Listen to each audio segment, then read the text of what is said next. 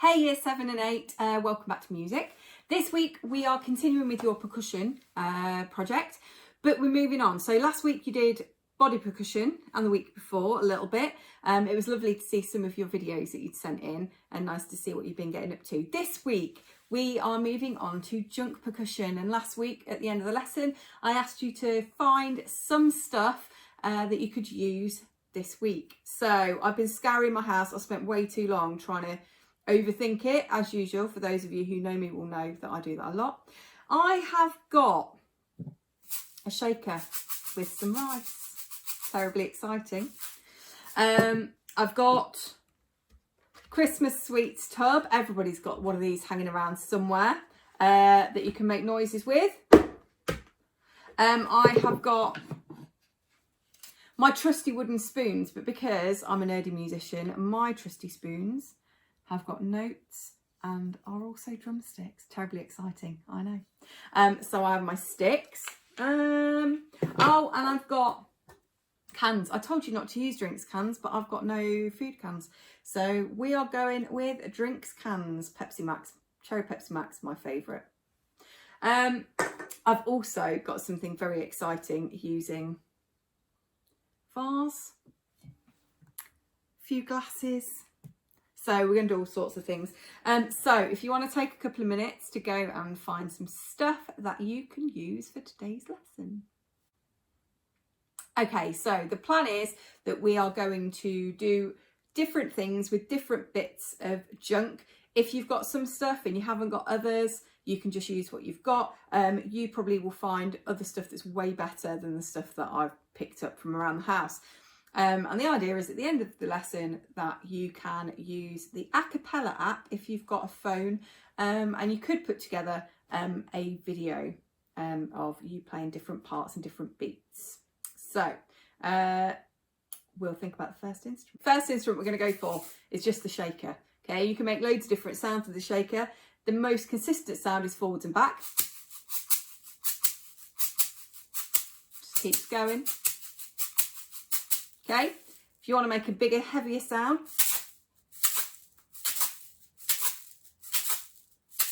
you've got that, but that's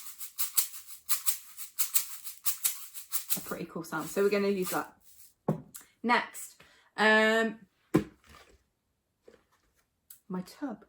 So if you've got a tub, the great thing about these, lid on, lid off, doesn't really matter. Great thing about these is you can make different sounds with them. It's not just, okay? So I'm going to use the end of my wooden spoon. You get a different sound tapping on the end to tapping on the corner. So you can have,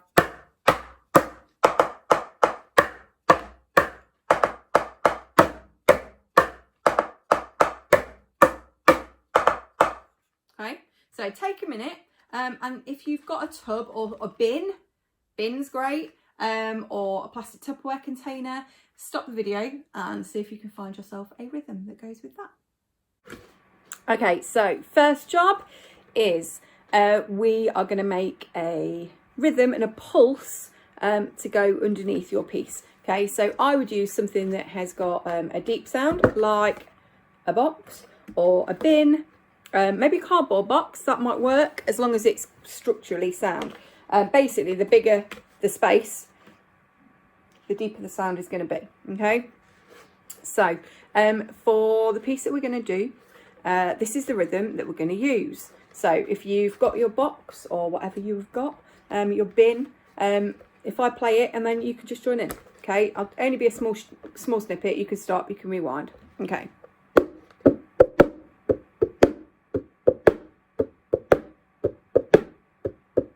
Okay, you'll notice flat hand gives a boomier sound, then fingers. Different instruments, different objects will give you different sounds. So that's that one. Have a go, have a practice. Okay, next we're going to work on like quite a chilled out sound behind in the background. So I've got my rice in my beaker. You can have it in 2 yogurt pots sellotaped together. It could just be a lunchbox with some pasta in it or rice or whatever you've got. That's the rhythm we're going to use for today. Just like that. Okay. You could use rice. It's a bit harsher sounding. You could rub your hands. Okay, so different things, but you're looking for like a soft sound to go underneath. And that's it. Okay, while I was hunting around earlier, found this little thing. I wonder if your parents have got one. They're like for cutting cheese. So I found this, but I thought it'd make a really good sound. Awesome, right? So we're going to use something like this, but it could be anything. Could be, again, you could use the pasta if you haven't used it with your shaker. You could do spoons in a mug or keys jingling.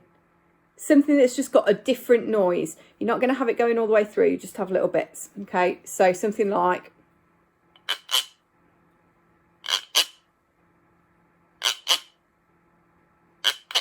Yeah, so find a rhythm that you like with just something that's different. That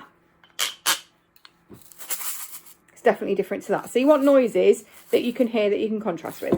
Okay, so go see if you can find something, maybe a comb. If you've got a big thick comb, that might work. And this is just a skewer from toasting marshmallows. Okay, go see what you can find. Okay, the last element to this piece of music is a tune. Now, you don't have to use a tune at all. You could just make some really cool rhythms and layer them over the top of each other. Okay, that's called polyrhythmic. So where you layer multiple rhythms up. So you don't have to have a tune at all. For this lesson, I've put a tune on using glasses and water. So I'm going to let you just go and see what you can find. The easiest way I found was to get my glasses with different amounts of water in, or bottles, and you'll find that they have different pitches. You do not have to have a melody if you don't want to, but if you could do one, that'd be amazing. That's it. So on the next slide, hopefully you will see the entire thing put together. Your job is to go and see if you can produce something similar.